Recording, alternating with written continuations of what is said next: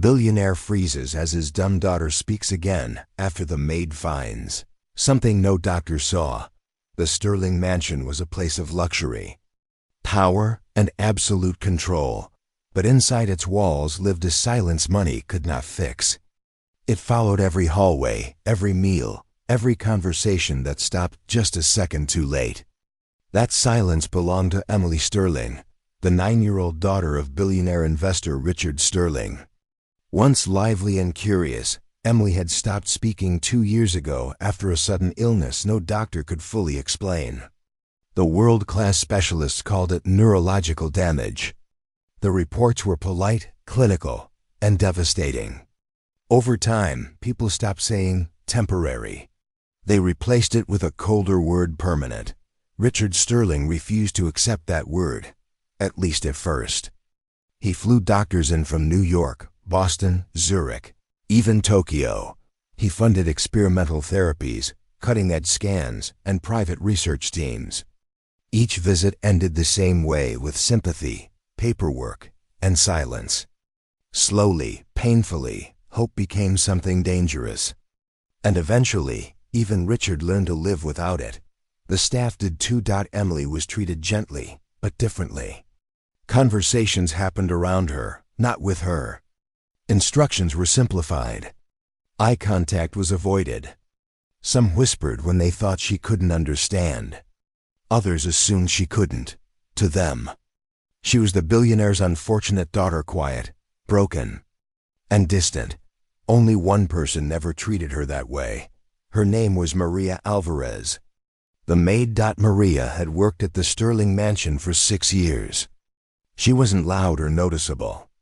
She cleaned, organized, cooked when needed, and stayed out of everyone's way. To most people, she was part of the background. But Emily noticed her.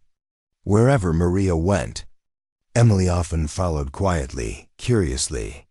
Watching every movement with careful eyes, Maria noticed things too. She noticed how Emily reacted to sounds, the way her shoulders stiffened at sharp noises but relaxed when music played softly. She noticed how Emily's fingers twitched when she heard certain tones. She noticed how Emily's eyes followed vibrations more than words. These were small things, easy to miss, easy to ignore. One afternoon, while cleaning the library, Maria found Emily sitting cross-legged on the rug, staring at a tall shelf filled with Richard's international collectibles.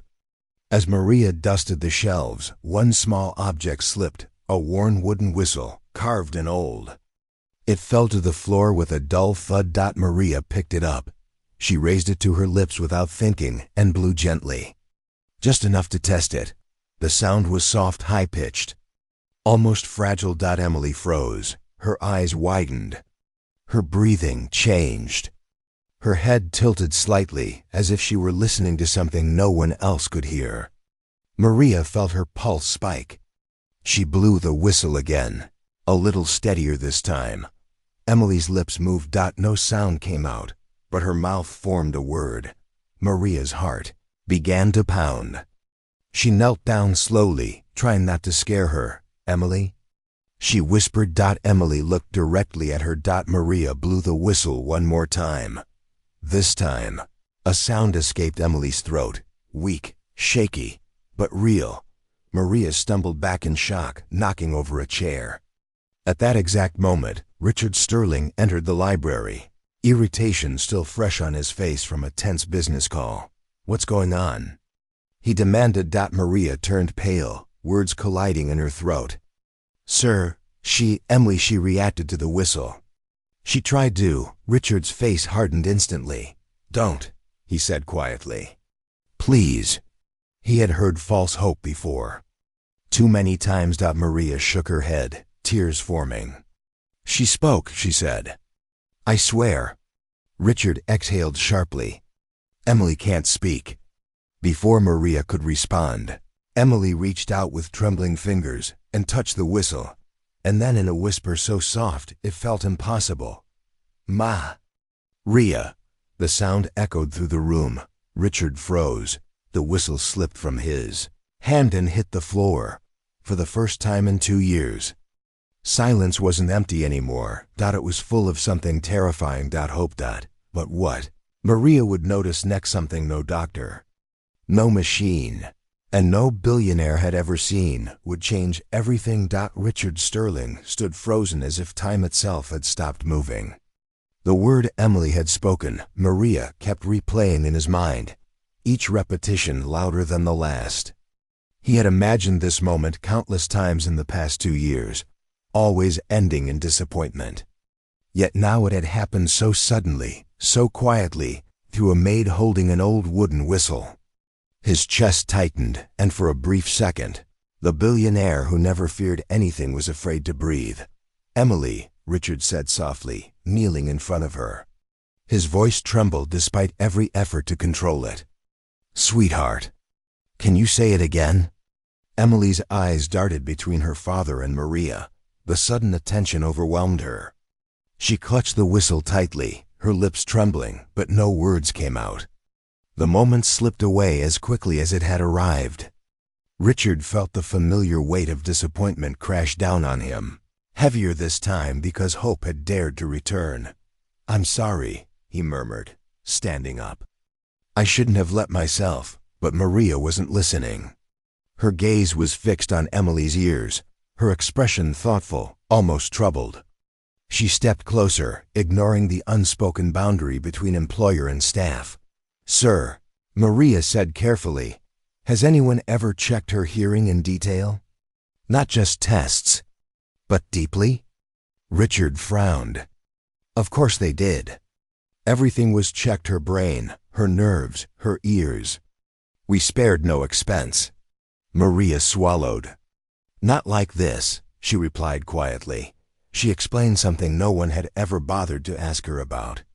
Maria's late husband had worked as an audiology technician for many years.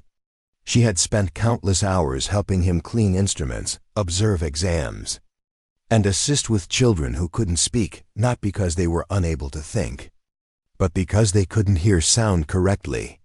Some reacted only to very specific frequencies. Some were misdiagnosed for years. "The whistle," Maria said, holding it up. "It's high-pitched. Very specific." Emily reacted immediately. "That doesn't happen by accident." Richard stared at her, disbelief and desperation colliding inside him. He had trusted degrees, titles, and expensive machines. He had never once considered the quiet observations of the maid who cleaned his house. Within hours, Emily was rushed, not to a luxury hospital, but to a small specialized clinic Maria insisted on. It wasn't famous. It wasn't expensive. But it was run by a specialist who listened more than he spoke. The examination took less than 30 minutes. Deep inside Emily's auditory canal, the doctor found it a rare calcified obstruction pressing against a critical nerve. It hadn't shown clearly on previous scans because everyone had focused on her brain. No one had thought to look deeper into her hearing. No one except Maria. The procedure to remove it was simple. The results were not. Within days, Emily began reacting to voices differently. Within weeks, she formed words slowly, imperfectly, but intentionally. Speech therapy followed, and this time it worked. Laughter returned. Questions followed. One evening, as Richard tucked her into bed, Emily looked up at him and said the words he had waited years to hear. "I love you." "Dad," the billionaire broke down completely. Months later, Richard Sterling stood before a room filled with reporters. The story had spread everywhere. "Billionaire's daughter speaks after years of silence." Cameras flashed as he stepped up to the podium. But instead of praising medicine or technology, he told a different story. "Everyone listened to experts," he said. "No one listened to the maid." He called Maria onto the stage, promoted her, funded her education, launched a foundation dedicated to overlooked caregivers, people without titles, but with the instinct to notice what others ignore. And Emily? She stood beside her father, smiling confidently, holding a small wooden whistle in her hand, a reminder that sometimes the biggest miracles come from the quietest people.